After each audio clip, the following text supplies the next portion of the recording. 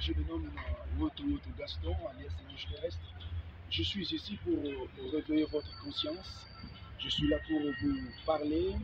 La prophétie du temps de la fin. Vous savez, chacun a son ministère, chacun a sa grâce, chacun a son appel.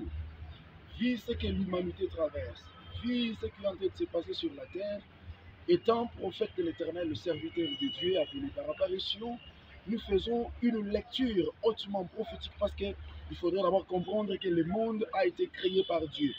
Tout ce qui existe existe par la parole.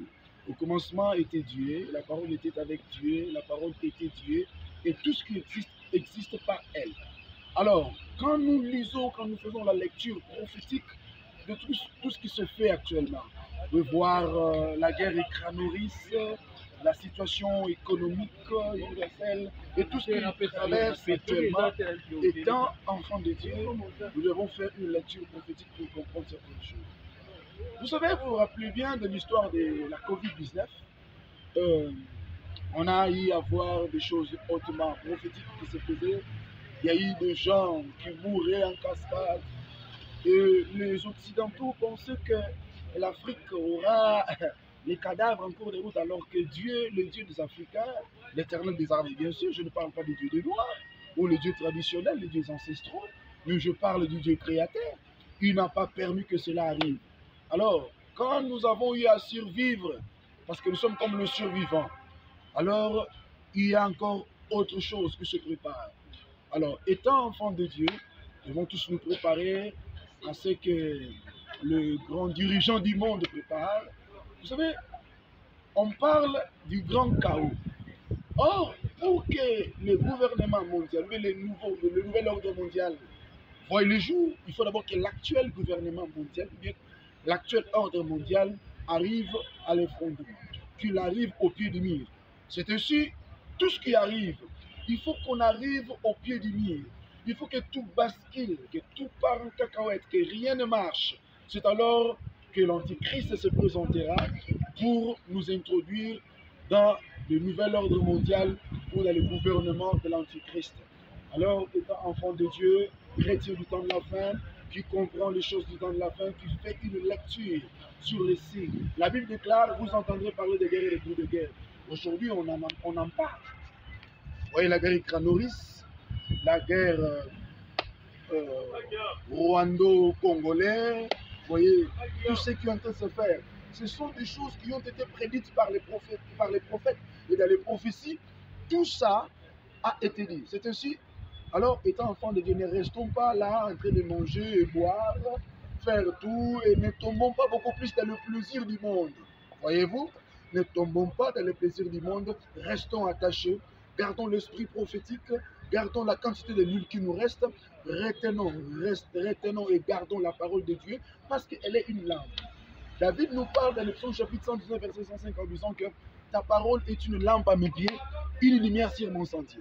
Et comme nous sommes au temps du soir, quand on parle de la soirée, cette soirée, elle est dans la dimension spirituelle, dans la dimension prophétique, où tout bascule, tout est au noir. Nous sommes au crépuscule prophétique, où rien ne semble aller. Nous sommes dans l'obscurité, parce que ce temps du soir est caractérisé par la confusion. Alors, comme le monde est dans la confusion, nous, enfants de Dieu, Dieu n'a pas permis que nous vivions dans la confusion. C'est ainsi, nous avons la parole.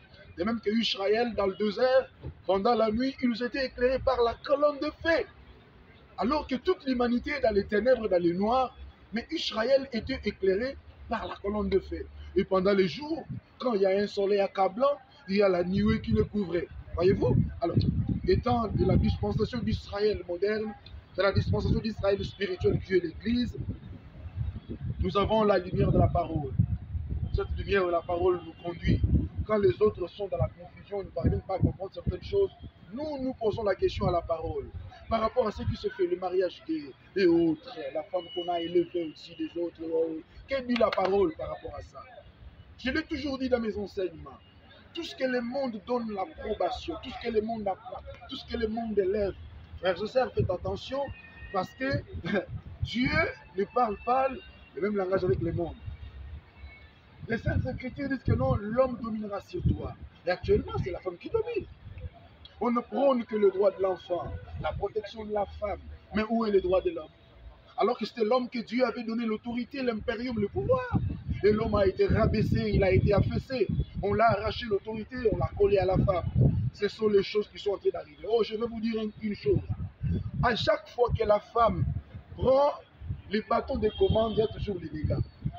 Si le monde est aujourd'hui ce qu'il est plutôt, c'est parce que la femme n'a pas voulu rester sur son poste. Quand le serpent était venu dans Éden, la Bible, parce que d'autres prédicateurs, désolé, ils disent que Adam était parti en brousse. Non, non, la Bible dit qu'Adam était à son côté. Mais comme Ève a voulu vous faire voir qu'elle aussi l'a étudié, comme les femmes actuelles, j'ai aussi étudié, je dois aussi parler, machin, machin et autres. Elle est allée parler avec les serpents. Vous savez pourquoi les serpents ne pouvaient pas parler avec l'homme? Parce que l'homme était l'image de la gloire de Dieu et la femme l'image de l'homme. Or, la chair est faible. Ève était la chair d'Adam. C'est pour cela que le serpent ne pouvait pas aller vers Adam parce qu'Adam était la force, Ève était la faiblesse. Voyez-vous, aujourd'hui, on parle de guerre israélo-arabe. C'est parce que maman Sarah a dit à Abraham, va vers Agar. Abraham est allé vers Agar. Aujourd'hui, ils ont eu Ishmaël.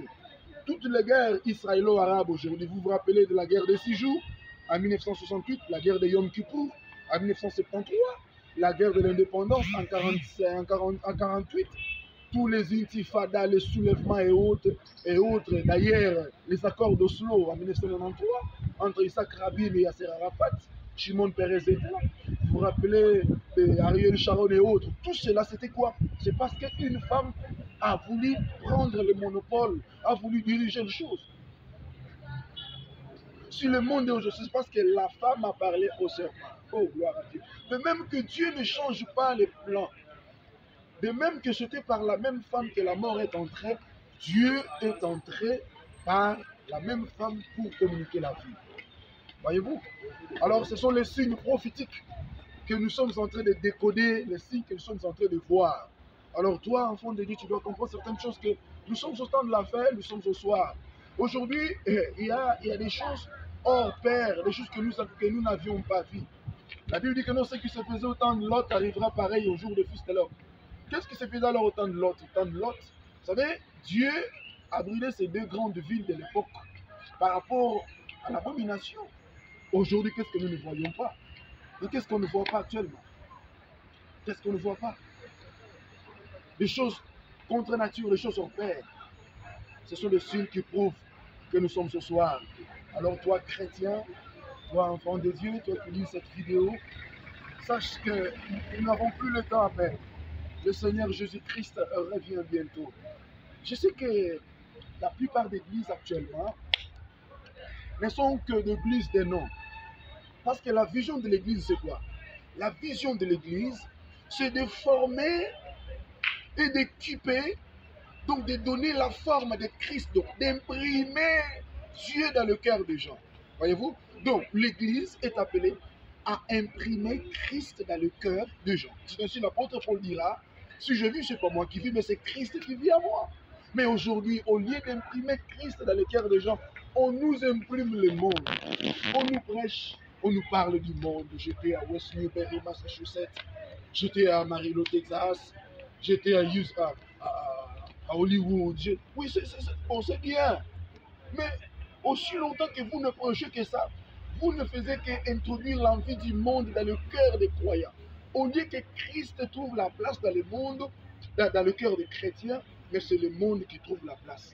Au lieu que l'esprit prend la force, prend le pouvoir, les commandes, mais sur la chair, les désirs de la chair, l'envie du monde, la convoitise qui fait la guerre à notre âme.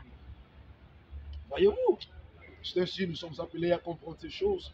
Vous êtes prédicateurs, pasteurs, serviteurs de Dieu. Faites la lecture prophétique du temps que nous traversons. Prêchez la parole de Dieu. Vous savez, il y a 2 personnes qui amènent toujours les gens à la hauteur. Un jour, le diable a transporté le Christ sur le sommet d'une grande montagne. Qu'est-ce que le diable a dit? Il dit, arrivé au sommet, il n'a pas montré au Christ autre chose.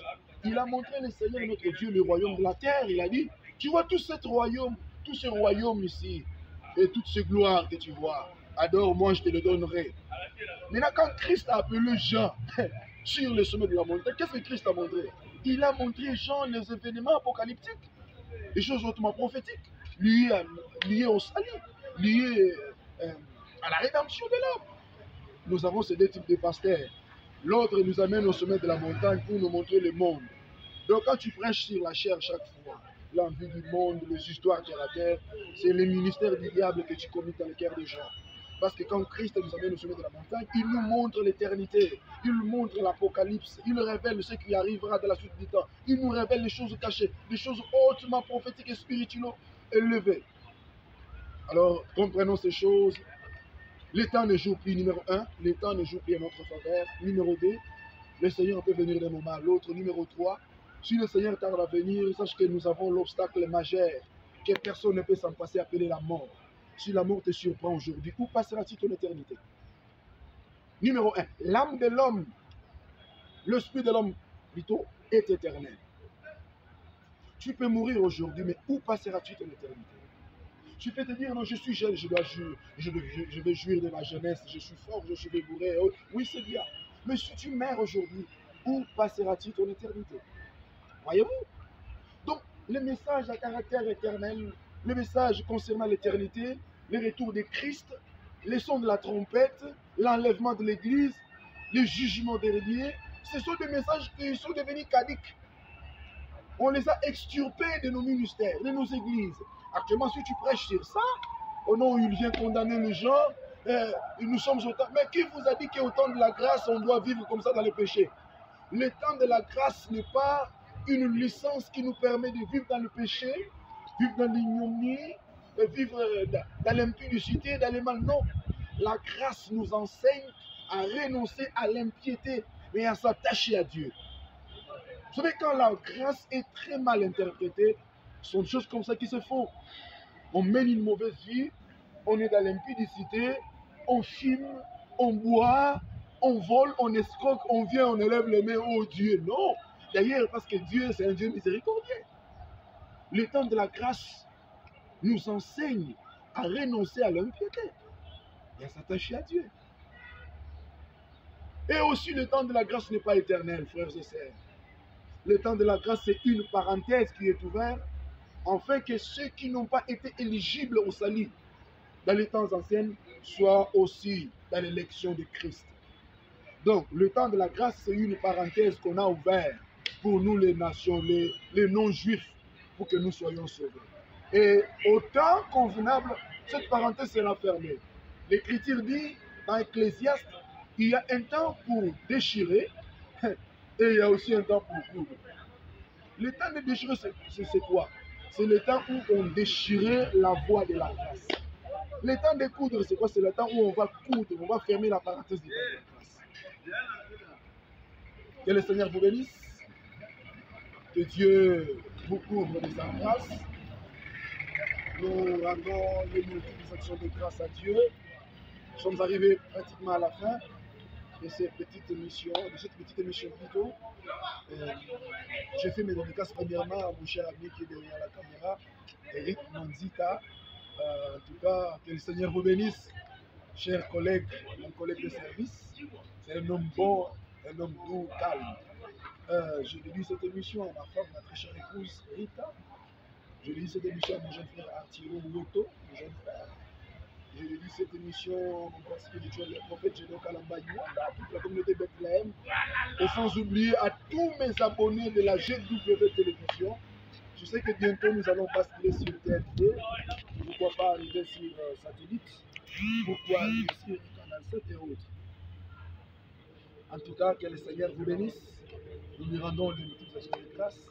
Que Dieu bénisse tous les amis qui sont en Afrique australe, ceux qui sont en Occident, qui sont en Amérique latine, en Amérique du Nord, qui sont au Texas, qui sont en Phoenix, qui sont à Dakota, à Minneapolis, à Minnesota, qui sont à Floride, qui sont à Atlanta, qui sont à Wyoming, qui sont à Green Bay dans le Wisconsin, ceux qui sont à Laredo dans l'État du Texas, ceux qui sont à Maryland, ceux qui sont à Greenwich, Connecticut, ceux qui sont partout dans le monde, surtout aux États-Unis. Grâce d'Amboué, que Dieu te bénisse. Mon ami Wanda à Montréal, que Dieu te bénisse. Ma soeur Léa Dissoulaï à Toronto, que Dieu te bénisse. Que Yahweh Adonai vous bénisse. Ciao.